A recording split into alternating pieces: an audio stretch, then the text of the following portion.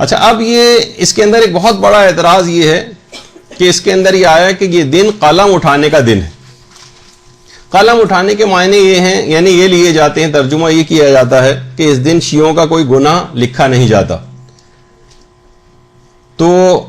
جو اس حدیث کے خلاف دلائل دیے جاتے ہیں وہ یہ کہتے ہیں کہ یہ کیسے ممکن ہے، کیونکہ یہ نظریہ تو حقیقتاً اسلام کے خلاف ہے، قرآن کے خلاف ہے، اس سے متصادم ہے، اور ائمہ کبھی بھی کسی بھی ارتکاب گناہ کی اجازت نہیں دے سکتے. تو یہ کیسے ممکن ہے کہ اس دن 9 ربیع الاول کے روز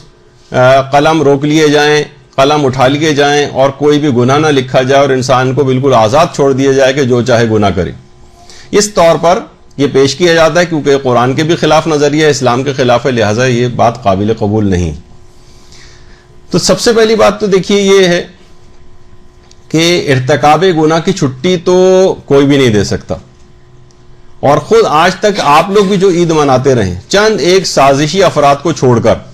کیونکہ ایک صاحب ایسے ذاکر ہیں جو یہیں کراچی کے ہیں اور باقاعدہ وہ چند سال پہلے تک یہ بات کہتے تھے 9 ربیع الاول کے جو پروگراموں میں کہ آج کے دن جو چاہے گناہ کر لو، میں ذمہ دار ہوں، میرے کندھے کے اوپر ہیں سارے گناہ. چند ایک ایسے، ظاہر ہے ایک آدھ افراد کے کہنے سے یہ پوری قوم کے اوپر منطبق نہیں کیا جا سکتا کہ ہم، کیونکہ وہ صاحب اس قسم کی بات کہہ رہے ہیں، کسی بھی شیعہ کے دماغ میں، حتیٰ کہ جو اس دن کوئی گناہ کرتا بھی ہے بالفرض، وہ کبھی یہ سوچ کے نہیں کرتا کیونکہ حدیث میں امام نے کہا ہے کہ آج گناہ نہیں لکھے جاتے، میں اس وجہ سے جان بوجھ کر اس دن گناہ کر رہا ہوں. تو کسی چند ایک افراد کے علاوہ جو کہ اس کے اندر فسق و فجور والے کا مظاہرہ کرتے ہیں یا کچھ حرام کاموں کا ارتکاب کرتے ہیں، ہم ان کو روکیں گے اس بات سے، لیکن اس کی وجہ سے اس بات کو بیس نہیں بنایا جائے گا کہ اس عید کو نہ منایا جائے. کتنی دیکھیے عید، جب آپ کی عید الفطر آتی ہے، رمضان کا کتنا زیادہ تقویٰ اور پریکٹس آپ کو کرائی جاتی ہے 30 کے 30 دنوں میں. تو آپ یہ نہیں کہتے کہ نہیں بھائی کیونکہ اس دن کے اندر خرافات بہت ہو رہے ہیں، اور خود آپ عید کا دن دیکھیں واقعی کہ ایسا لگتا ہے کہ شیطان آج ہی رہا ہوا ہے. بہت سی خواتین کس طرح سے نامحرم چوڑیاں پہننے جاتی ہیں اور شام اور رات سے ہی ٹی وی پہ موسیقی اور گانوں کے پروگرام اور فلمیں وہ شروع ہو جاتی ہیں، اور اگلے دن بھی کیسا فسق و فجور کا عید کا لوگوں کو گزرتا ہے. لیکن آپ اس وجہ سے یہ نہیں کہتے کہ عید کی مخالفت شروع کر دیں کہ آج کا دن روز عید نہیں ہے، اس کو نہیں منایا جائے کیونکہ اس دن فسق و فجور اور خرافات بہت زیادہ ہونے لگے. خرافات کو ہم روکیں گے لیکن عید کے دن کو ویسے ہی منائیں گے. تو یہی والا اصول یہاں پہ بھی چلے گا کہ ہم اس دن کو خوشی کے طور پر منائیں گے، کیونکہ اس کی جو 4 وجوہات جو ابھی آگے سے، ابھی تو ایک وجہ صرف بیان ہوئی ہے، لیکن جو 4 وجوہات ہیں اس کی، اس کے تحت ہم اس کو خوشی کے دن کے طور پر مناتے ہیں. تو وہ افراد کے کوئی بھی شخص یہ نہیں کہتا کہ ہم اس وجہ سے گناہ کر رہے ہیں آج کیونکہ روایت کے اندر ہمیں جو اس کی جو ہے وہ چھوٹ مل گئی ہے اور ہم آج جو چاہیں گناہ کریں، کچھ نہیں لکھا جائے گا. تو گناہ کرنے والے بھی اس روایت کو کوئی بیس نہیں بناتے، نہ ان کو یہ چیز پتہ ہے. علماء کے حلقوں میں یقیناً روایتوں کے اوپر بحث بھی ہوتی ہے اور وہاں پر تو بہرحال یہ والا اس جملے سے یہ نتیجہ نکالنا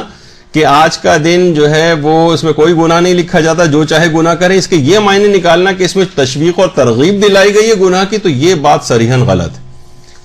اور خود آیت اللہ ناصر مکارم شیرازی جو کہ واقعتاً اس احمد ابن اسحاق کی روایت کو علمی طور پر نہیں مانتے ہیں، وہ بھی یہ بات کہتے ہیں کہ ٹھیک ہے اس روایت کا اعتبار نہیں ہے اور یہ محسوس ہوتا ہے کہ یہ خلاف کتاب خدا ہے، کیونکہ ائمہ معصومین کبھی بھی کسی ارتکاب گناہ کی اجازت نہیں دے سکتے، نہ اس دن نہ اس دن کے علاوہ کسی دن، لیکن برفرض اعتبار، یعنی اگر ہم سمجھیں بھی اس بات کو کہ یہ روایت صحیح اور معتبر ہے، تب بھی اس حدیث کے معنی یہ بنیں گے کہ اگر اس دن کسی سے کوئی لغزش سرزد ہو جائے، یعنی جانے بوجھے سرکشی کیے بغیر اس نے اس سے کوئی گناہ ہو جائے، تو اس دن کی شرف اور عظمت کی وجہ سے پروردگار اس کے گناہ کو معاف کر دے گا، اور یہ اس کے معنی بنیں گے، نہ کہ وہ عمدن اس گناہ سے آلودہ ہو. تو یہ تو دیکھیے خود آیت اللہ ناصر مکارم شیرازی نے بھی اس کا امکان ظاہر کیا کہ اگر یہ روایت معتبر بھی ہو تب بھی اس کی یہ معنی ہرگز نہیں کیے جائیں گے کہ اس دن کھلی چھٹی جو ہے وہ لوگوں کو دی جا رہی. تو دیکھیے بہت سارے گناہ ایسے ہوتے ہیں کہ مثلا نہ چاہتے ہوئے بھی آپ سے ہو جاتے ہیں، نہ چاہتے ہوئے بھی. مثلا تاریخ ہے خمس آ گئی، آپ ذرا غافل ہو گئی، آپ نے نہیں نکالا، 2-4 روز آگے پیچھے ہو گئے جبکہ اسی دن خمس نکالنا چاہیے تھا. کتنی چیزیں ایسی ہیں کہ مثلا آپ کو فجر کی نماز کے لیے اٹھنے کا اہتمام کرنا چاہیے تھا اور آپ نے اہتمام نہیں کیا اور آپ سوتی رہ گئیں، آپ سے گناہ ہو گیا، آپ کو اہتمام کر کے سونا چاہیے تھا۔ کتنی ایسی چیزیں کہ جہاں آپ کو امر بالمعروف و نہی عن المنکر کرنا چاہیے تھا، لیکن آپ مختلف وجوہات سے خاموش رہ جاتی ہیں۔ عذرائے سرکشی، ظلم، اور اس کے طور پر آپ نہیں کر رہی کہ نہیں آپ میں ہر صورت میں پروردگار کے قانون کی مخالفت کروں گی، ایسا نہیں ہوتا، لیکن وہ گناہ پھر بھی آپ سے ہو جاتے ہیں۔ تو وہ اس دن کی عظمت کی وجہ سے پروردگار، اگر یہ والی نیت نہ ہو اور سہون غفلتاً جو ہے آپ سے گناہ ہو جائے، اس دن خدا اس گناہ کو نہیں لکھے گا، نہ کہ عمدن آپ کوئی گناہ کریں، یہ ہرگز بھی اس کے معنی نہیں۔ تو دیکھیے یہی وجہ ہے کہ اصول کافی کے اندر باقاعدہ چھٹے امام جعفر صادق علیہ الصلوۃ والسلام سے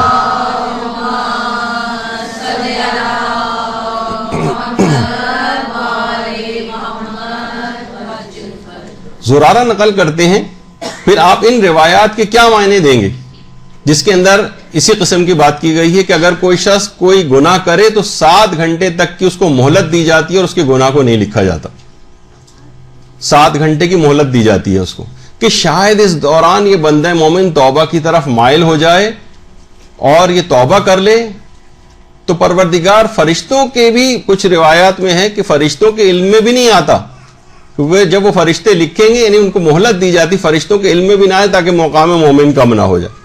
تو اگر کوئی شخص گناہ کرے تو 7 گھنٹے کی مہلت دی جاتی ہے اور اس کے گناہ کو نہیں لکھا جاتا۔ تو یہاں کیا یہ تشویق اور ترغیب دلائی جا رہی کہ خوب انسان گناہ کرے، اور یہاں پر گناہ کا نہ لکھا جانا کیا کوئی ترغیب دی جا رہی ہے اس حدیث کے اندر کہ انسان گناہ کرے؟ نہیں، 7 گھنٹے کی مہلت ہے تاکہ وہ توبہ کر لے۔ اس وقت گناہ نہ لکھا جانا، جیسے یہاں گناہ کا نہ لکھا جانا تشویق کا سبب نہیں بن رہا ہے گناہ کی، بلکہ اور زیادہ انسان متوجہ ہوتا ہے کہ اتنا کریم پروردگار ہے اور وہ اپنے آپ کو گناہوں سے بچائے۔ تو قلم کا اٹھا لیا جانا اور نہ لکھا جانا اس کی بات کی دلیل نہیں ہے، جیسے کہ اس روایت سے بھی ظاہر ہوا کہ یہاں پہ بھی نہیں لکھا جا رہا ہے، لیکن اس سے کسی کو کوئی تشویق و ترغیب گناہ کی نہیں ہوتی۔ اسی طرح سے باقاعدہ یہ بھی روایت کے اندر ہے، یہ بھی چھٹے امامی سے روایت ہے کہ اگر کوئی بندہ گناہ کرے تو رات تک اس کا گناہ نہیں لکھا جاتا، دن میں گناہ کیا رات تک نہیں لکھا جاتا، تاکہ ہو سکتا ہے کہ اس دوران وہ توبہ وغیرہ کر لے۔ کتنی روایتیں ایسی 7 گھنٹے تک کی اس کو مہلت دی جاتی ہے، اور اس 7 گھنٹے کی مہلت میں یا دن میں گناہ کرے تو رات تک کی مہلت دی جاتی ہے۔ اور بہت سی روایت میں یہ بھی آیا کہ اگر 3 دفعہ اس کے ساتھ استغفر اللہ الذی لا الہ الا هو الحی القیوم بھی کہہ دے تب کوئی گناہ نہیں لکھا جاتا، یعنی اس شرط کے ساتھ بھی وہ آئی ہے چیز۔ تو اللہم صلی علی محمد وعلی محمد۔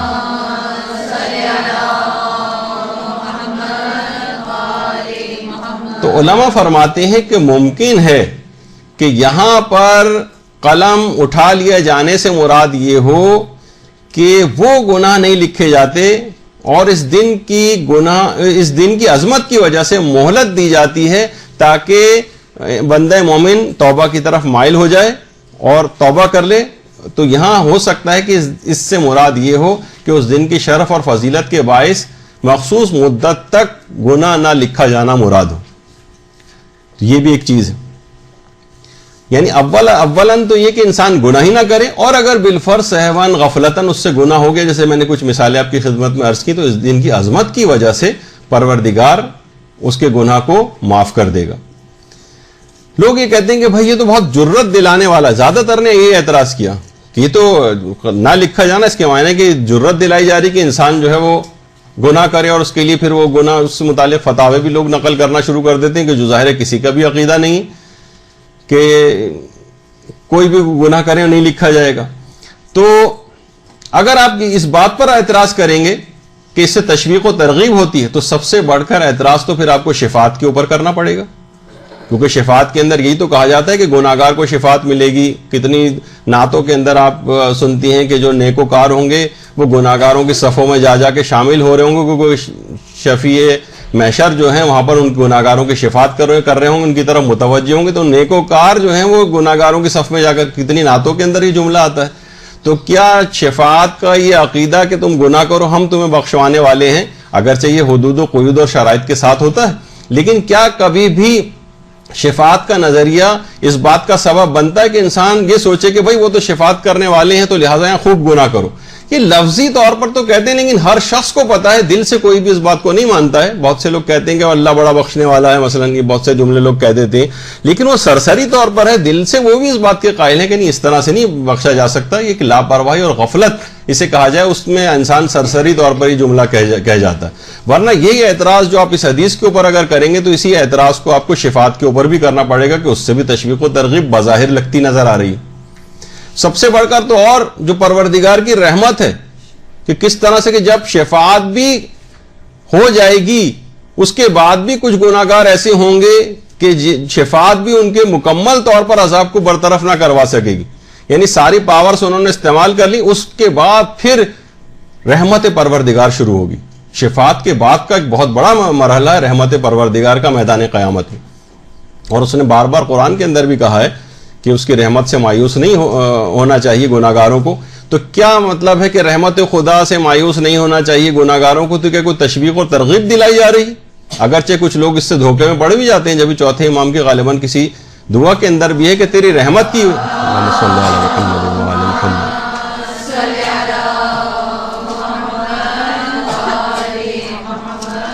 کہ تیری فرت رحمت کی وجہ سے لوگ گناہوں کا ارتکاب کرنے لگتے ہیں. تو بہت سے لوگوں کے اندر یہ چیز آتی ہے، لیکن عام طور پر ایسا نہیں ہے کہ لوگ اس وجہ سے کہ رحمت خدا بہت وسیع لہذا خوب گناہ کرو، شفاعت امام کروا دیں گے لہذا خوب گناہ کرو. یہ نہیں لکھا جاتا اور نہ یہ سمجھا جاتا ہے.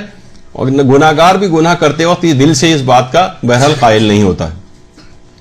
تو اور آپ نے کبھی بھی آج تک آپ نے دیکھا ہے کہ عید کے دن صدر مملکت کسی بھی جگہ کے وہ خاص طور پر اسلامی ملکوں میں وہ قیدیوں کی سزاؤں کو معافی کا اعلان کرتے ہیں. تو کیا کبھی کوئی اس وجہ سے کسی کو تشویق جرم ہوئی ہے کہ بھائی میں ایسا کرتا ہوں کچھ جرم کا ارتکاب کر لیتا ہوں کیونکہ جب صدر مملکت عید کے دن سزا جو ہے وہ معاف کریں گے تو ہو سکتا ہے اس میں میرا بھی نام ہو. تو کبھی اس سے فائدہ اٹھا کر کبھی بھی کوئی شخص کسی جرم کا ارتکاب نہیں کرتا. یا مثلا صدر مملکت کو اختیار ہے کہ وہ پھانسی کی سزا کو معاف کر سکتے ہیں، حتیٰ کہ سپریم کورٹ بھی دے دے اور اس کے بعد صدر مملکت کے پاس جب اپیل جائے گی تو اس کو معاف کرنے کا اختیار ہے، میں اس وجہ سے کسی کو قتل کر دوں. کبھی کسی شخص کو اس بات کی تشویق و ترغیب نہیں ہوئی. مثلا خود ہمارے شعبہ طب کے اندر نفسیات وغیرہ جو پڑھائی جاتی ہے، سائیکیٹری، اس میں جب باقاعدہ ہسٹری لی جاتی ہے پیشنٹ سے تو اس کی ہسٹری میں ایک پوائنٹ ہوتا ہے کہ آپ کا خودکشی کرنے کو دل چاہتا ہے. تو اکثر لوگ دماغ میں ان کے اعتراض آتا ہے کہ ابھی تک مریض کے دماغ میں اگر نہیں آیا تھا خیال تو ابھی سن کر سوال کے خودکشی کا خیال آنے لگے گا اس کو. تو انہوں نے کہا کہ ہم نے اعداد و شمار جمع کی، آج تک اس سوال کے پوچھنے کی وجہ سے آج تک کسی مریض نے کبھی کوئی خودکشی اٹیمپٹ نہیں کی. تو مقصد کہنے کا یہ ہے کہ صرف ان پریویلیجز اور وہ جو اختیار ہے یا صدر کو معاف کرنے کا یا ائمہ کے پاس شفاعت کے ذریعے گناہوں کو معاف کروانے کا یا رحمت خدا کے ذریعے گناہوں کو معافی کا، اس سے کسی کو تشویق و ترغیب نہیں ہوتی. تو پھر یہاں پر گناہ کچھ مدت کے لیے نہ لکھے جانا یا اس دن کی عظمت و شرف کی وجہ سے سہون جو گناہ ہو جاتے ہیں اس کو معاف ہو جانا، یہ کیسے اس بات کا تقاضا مقتضی ہوگا کہ جو ہے اس کو ہم کہہ دیں کہ یہ حدیث جھوٹی ہے اور اس کے یہی معنی اور مفہوم ہے کہ جو ہم بیان کر رہے ہیں. یہ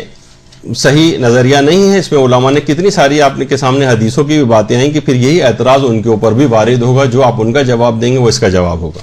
البتہ وہ الگ بات ہے کہ جن کے نزدیک روایت ثابت نہیں ہے تو پھر وہ اس کے جملوں کے اوپر بھی بحث نہیں کریں گے. لیکن اکثر علماء کی ایک اچھی بڑی تعداد جیسے کہ میں نے ذکر کیا وہ اس بات کی قائل ہے اور وہ کہتی ہے کہ اس کے اندر اس سے مراد یہ نہیں ہے قلم کو اٹھانے سے مراد، بلکہ سہون گناہ اگر ہو جائیں تو وہ اس دن قابل معافی ہوتے ہیں اس دن کے شرف اور فضیلت کی وجہ سے.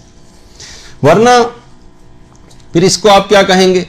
کہ حب علی یاکل الذنوب کما تاکل النار الحطب، علی کی محبت گناہوں کو اس طرح سے کھا جاتی ہے جس طریقے سے آگ سوکھی لکڑی کو کھا جاتی. تو اس کا کیا مطلب ہے کہ انسان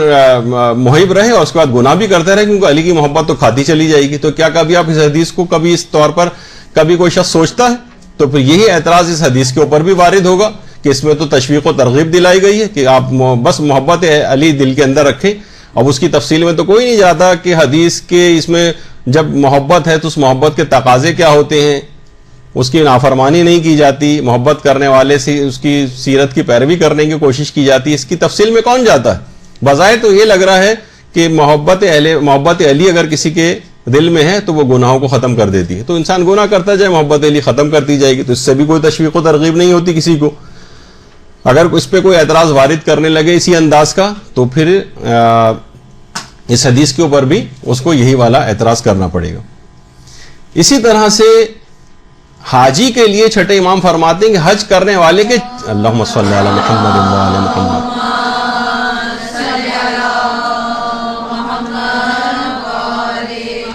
کہ حج کرنے والے کے 4 ماہ تک گناہ نہیں لکھے جاتے، بلکہ اگر وہ کبیرہ گناہ نہ کرے تو اس مدت میں اس کے لیے صرف نیکیاں ہی نیکیاں لکھی جاتی.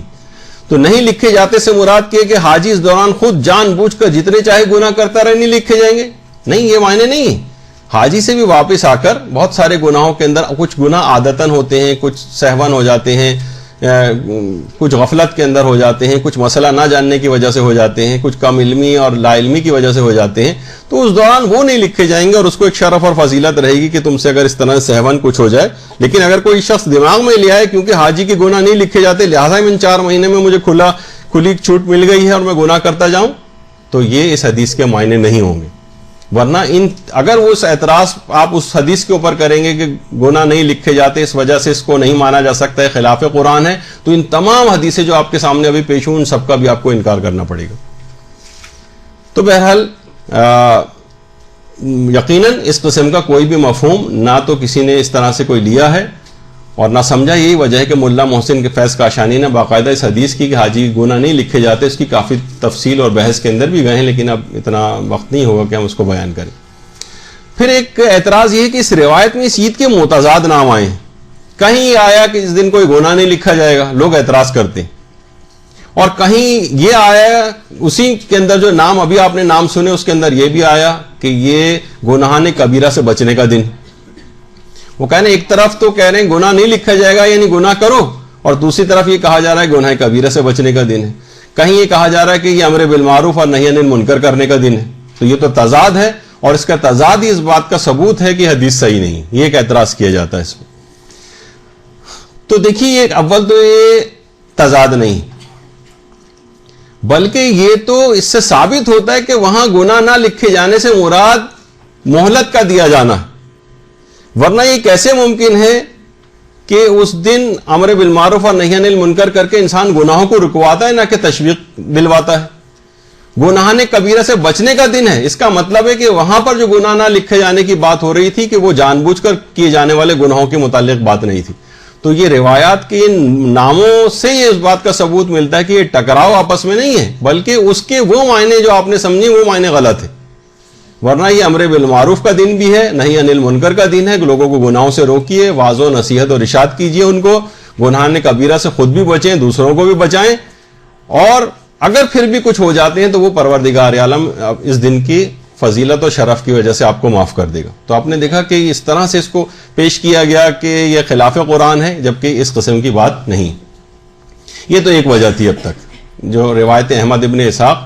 جس کے اندر ایک بڑے دشمن اہل بیت کے مارے جانے کے حوالے سے بھی بات تھی، تو اس پہ آپ نے اس کا تھوڑا سا تجزیہ دیکھا.